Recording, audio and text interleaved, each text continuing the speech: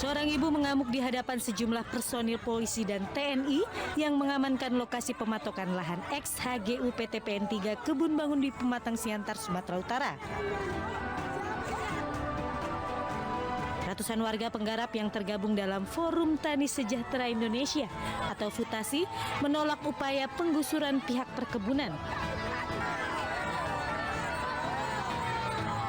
Warga mengklaim pihak perkebunan tidak berhak lagi atas lahan yang mereka garap karena hak guna usaha PT PN sudah habis. Bahwa tidak ada program pemerintahan saat ini yang bernama pengembalian aset perkebunan pada pemerintahan Jokowi. Yang ada adalah reforma agraria atau tanah untuk rakyat. Itu yang lagi gencar-gencarnya dilakukan pemerintahan Jokowi sekarang dengan jaringan-jaringannya sampai ke jaringan kita, jaringan masyarakat. Rencananya pihak PT PN3 Kebun Bangun akan mengambil alih lahan yang sudah digarap warga lebih dari 18 tahun tersebut tanpa alas hak. Kita selaku manajemen PT PN3 ingin menguasai kembali apa yang sudah dikuasai masyarakat tanpa alas hak. Negara hadir hari ini untuk menegakkan hukum. Meski terjadi penolakan warga, aksi pematokan lahan tetap dilanjutkan. Sementara pihak perkebunan menyatakan bersedia mengganti rugi jika terdapat bangunan yang sudah didirikan di atas lahan perkebunan tersebut.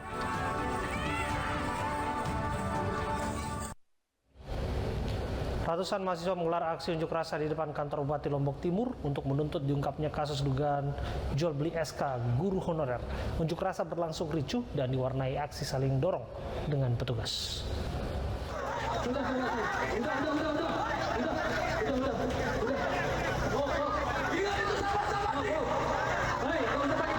Aksi saling dorong antara mahasiswa dengan petugas Satpol PP ini terjadi saat mahasiswa merangsek masuk ke kantor Bupati Lombok Timur. Massa dan petugas bahkan nyaris baku hantam. Aparat kepolisian yang mengawal aksi berhasil melerai hingga aksi kembali berjalan tertib. Mahasiswa mendesak Bupati Lombok Timur mengusut dugaan jual beli SK guru honorer dan soal ujian yang dilakukan oleh oknum di Dinas Pendidikan dan Kebudayaan. Jual beli SK honorer diduga pihak Dikbud telah menjual belikan SK. Padahal perintah Bupati Lombok Timur tidak akan menambah guru honorer. Usai demo di depan kantor Bupati Lombok Timur, mahasiswa melanjutkan orasi ke Dinas Pendidikan dan Kebudayaan setempat. Setelah massa diterima pejabat Dinas Pendidikan dan Kebudayaan, massa kemudian membubarkan diri. Kelompok buruh dan mahasiswa bentrok dengan Satpol PP Provinsi Sulawesi Tenggara saat unjuk rasa. Demonstran menuntut hasil bidding segera diumumkan.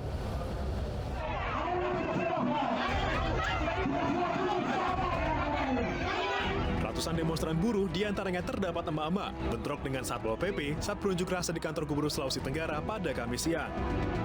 Buruh yang berasal dari tenaga kerja bongkar muat dibantu mahasiswa berusaha menerobos kantor gubernur namun dihalangi oleh Satpol PP. Dalam tuntutannya, demonstran meminta agar Sekretaris Daerah Sultra segera mengumumkan hasil verifikasi bidding. Hingga saat ini, hasil bidding belum diumumkan, padahal diklaim bisa mengakhiri polemik buruh Pelabuhan Newport Kendari.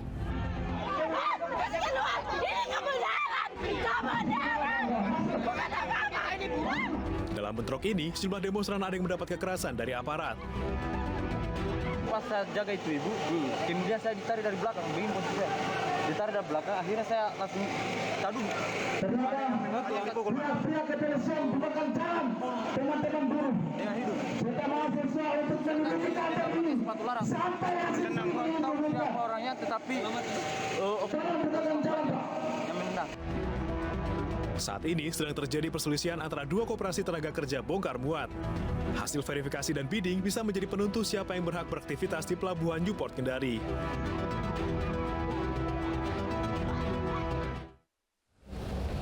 Warga desa Bubun Lamba, Endrekang, Sulawesi Selatan histeris saat petugas mengeksekusi 5 rumah warga yang bersengketa. Seorang ibu pingsan saat mencoba menghalau alat berat. Kalau tidak ada gunanya.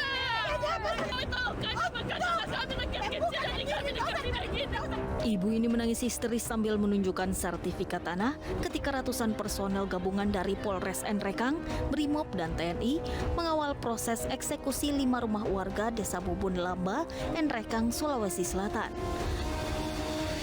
5 rumah yang dieksekusi ini berada di atas lokasi sengketa yang dimenangkan oleh pihak penggugat atas nama Sadia. Seorang ibu jatuh pingsan saat mencoba menghalau alat berat yang menghancurkan rumahnya. Karena saya punya hak milik, kenapa mesti rumah dibongkar? Karena saya tidak punya hak milik, saya rela. Karena memang apa gunanya ini, Pak? Apa gunanya ini? Sudah berapa tahun, Pak? Sudah lebih 10 tahun saya di sini. Pengadilan Negeri Nrekang memenangkan pihak penggugat atas pemilikan tanah seluas 4.000 meter persegi ini.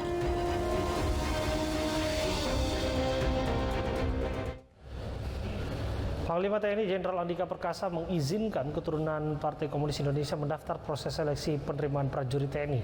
Andika juga mengubah 2 aturan lain terkait syarat penerimaan tersebut.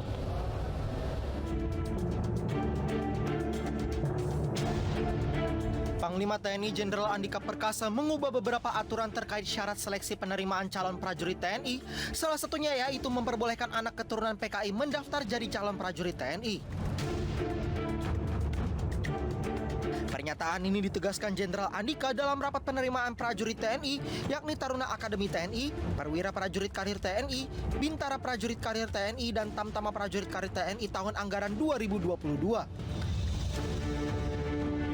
Dalam rapat, Jenderal Andika juga mempertanyakan soal uraian yang diberikan kepada calon prajurit TNI yang ikut seleksi. Jenderal Andika pun meminta anggotanya untuk menjelaskan hal itu. TAP MPRS nomor 2566. 1. Menyatakan PKI sebagai organisasi terlarang. Tidak ada kata-kata underbow segala macam. Menyatakan komunisme, leninisme, marxisme sebagai ajaran terlarang. Itu isinya. Ini adalah dasar hukum. Ini legal ini. Tapi tadi yang dilarang itu PKI. Oke, 1. Kedua adalah ajaran komunisme, marxisme, leninisme. Itu yang tertulis.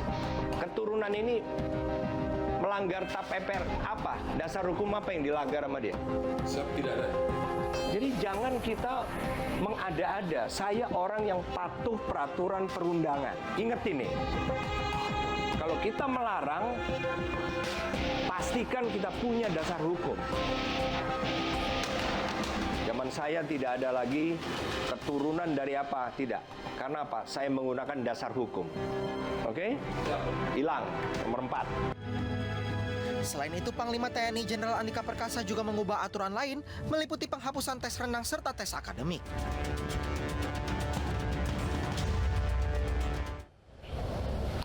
Kita diskusikan bersama dengan Soleman Ponto, mantan Kepala Badan Intelijen Strategis TNI. Assalamualaikum, selamat malam Pak Soleman. Selamat malam. Ya, Pak Soleman, tanggapan Anda mengenai apa yang disampaikan oleh Panglima TNI Jenderal Andika Perkasa? Ya, saya kira apa yang disampaikan beliau itu benar sekali, itu tidak ada salahnya itu. Karena zaman saya tes masuk Akabri tahun 73 dan 74, itu tidak ada persyaratan bahwa anak PKI, turunan PKI dilarang mendaftar, tidak ada. Itu 1. Yang kedua, coba baca aja pada pasal 28 Undang-Undang 34 2004 tentang TNI. Itu persyaratan umum untuk menjadi prajurit TNI. Itu tidak ada di situ dilarang bahwa anak keturunan PKI dilarang, itu tidak ada. Ini saya baca ya. Persyaratan umum untuk menjadi prajurit TNI adalah warga negara Indonesia, beriman dan bertakwa kepada Tuhan, setia kepada NKRI. Pada saat dilantik menjadi prajurit, berumur paling rendah 18 tahun. Tidak memiliki catatan kriminal, sehat jasmani rohani, tidak sedang kehilangan hak menjadi prajurit TNI, lulus pendidikan pertama, persyaratan lain sesuai ketentuan. Tidak ada larangan itu. Iya, Pak Soleman. Sebentar, artinya Anda ingin mengatakan bahwa nggak ada hal yang baru di sana? Iya, tidak ada hal yang baru di sana. Itu sudah lama. Saya tahun 73 mendaftar sudah begitu kok. Jadi begini, kalau misalnya memang kualifikasi pendaftarannya tidak ada, bagaimana dengan sentimennya? Apanya yang sentimen apanya? Tidak ada sentimen di situ. Yang penting kan ada batas-batas itu. Siapa saja saya tekankan. Yang dilarang itu kan paham komunis, paham Leninis, paham radikal, paham teroris. Jadi yang dilarang di TNI itu bukan hanya komunis, teroris, radikalisme itu juga dilarang paham itu. LGBT dilarang, jadi kiri, tengah, kanan semua dilarang. Pahamnya ya, paham. Keterpengaruhan terhadap paham. Nah, itu yang dilarang. Ya, sampai di bukan sana. turunan. Ya, sampai di sana Pak Soleman, artinya Anda ingin mengatakan bahwa selama ini proses kualifikasi untuk menjadi prajurit TNI tidak melabeli negatif, artinya tidak menstigmatisasi anak ataupun keturunan dari PKI. Kalau dengan penjelasan seperti itu, artinya bisa saja prajurit TNI yang bertugas sekarang ini adalah keturunan dari anggota PKI pada zamannya. Nah, bisa saya katakan ya, saya 15 tahun menjadi orang yang mengawasi pelaksanaan tes. Pada dasarnya biasanya itu para anak keturunan dari PKI ini itu akan tersaring dengan sendirinya karena paham itu selalu melekat. Nanti waktu pendidikan kalau dia lolos tes pendidikan ketahuan. Artinya dalam pengalaman yang sudah berjalan semuanya gagal tes. Gagal tes bukan gagal tes ya, gagal dalam satu gagal tes. Yang kedua gagal di dalam penugasan. Tidak selalu dia gagal di tes, tidak selalu saya bilang. Ada yang biasa di gagal tes ini. Dia supaya masuk diganti orang tuanya diganti, ini dia alamatnya diganti. Nah, dia masuk. Dipikir kita tidak mengecek, kita cek tempat asalnya, kita tahu, kita selidiki. Begitu ketahuan ada perbedaan, maka dia gugur karena apa? Karena tidak jujur. Nah, itu. Jadi sebenarnya dari situ menyembunyikan identitas, itu yang banyak. Nah, kita tahu tentu bukan orang sembarangan yang masuk dan mengabdi sebagai prajurit TNI. Dalam proses kualifikasinya pun, maksud kami proses seleksinya pun pasti akan meruntut di mana beliau dilahirkan, calon prajurit, kemudian juga siapa keluarga dan lain sebagainya. Andai kata bahwa memang dia terafiliasi ataupun bukan terafiliasi, maksud saya andai kata bahwa keluarganya pernah, ini nggak pernah jadi masalah ya sebetulnya. Keluarganya tidak masalah, yang bersangkutan itu keterpengaruhan. Ingat, keterpengaruhan. Dan kita gampang sekali melihat terpengaruh. Itu sudah biasa kita lihat. Kita tanya aja, kamu bagaimana pandanganmu tentang pemberontakan G30S? Bagaimana? Itu kan banyak pertanyaan-pertanyaan yang dari jawabannya kita sudah tahu terpengaruhnya. Kita tes kan bukan hanya 1-2 orang. 200, 300. Dari sekian banyak pertanyaan ini kok jawabannya kok lain dari yang lain. Jadi walaupun dia mengaku dari mana, dari jawabannya kita sudah bisa mengukur ada keterpengaruhan. Nah itu. Kalau lolos, nah ini, lolos dalam tes di pendidikan, lolos pendidikan penugasan, pasti ketahuan. Saya 15 tahun. Saya kok menangkap kesan bahwa andai kata memang pada akhirnya lolos dan menjadi prajurit TNI, ada konsekuensi yang harus ditanggung oleh marwah TNI. Betul demikian? Tidak. Ketika dia sudah masuk, sudah misalkan dia lolos berdinas. Ketika berdinas kelihatan ini kelakuannya aneh lain dari yang lain. Kelihatan. Jadi itu pasti kita geser langsung. Langsung begitu kelihatan aneh, adakan pendalaman. Pasti ketemu. Ya, kita akan lihat seperti apa proses rekrutmennya. Tapi ini adalah yang disampaikan oleh Panglima TNI dan kita akan kawal terus bagaimana jalannya. Terima kasih atas waktu Anda, Pak Soleman Ponto. Pembongkaran lapak PKL di Bogor berakhir ricuh. Berikut rangkaian informasinya dalam berita pilihan hari ini.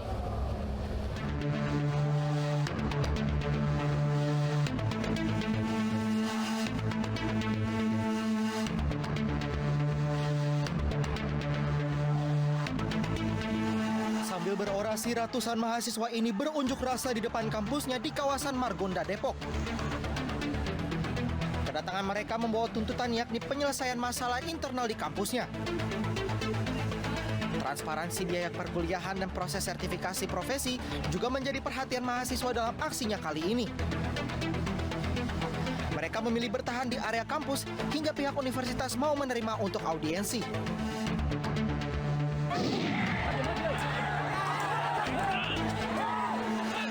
Kericuhan terjadi saat massa menggelar demonstrasi penolakan daerah otonomi baru di Nabire, Papua. Pendemo saling serang dengan aparat kepolisian. Pendemo dan aparat kepolisian saling serang di depan Pasar Karang Tumaritis, Kelurahan Giri Mulyo. Massa juga menolak otonomi khusus Jilid 2 dan meminta DPRD Nabire membentuk pansus penolakan rencana pemekaran daerah. Dalam unjuk rasa ini, massa meminta agar elit politik tidak lagi mengatasnamakan rakyat untuk kepentingan kekuasaan.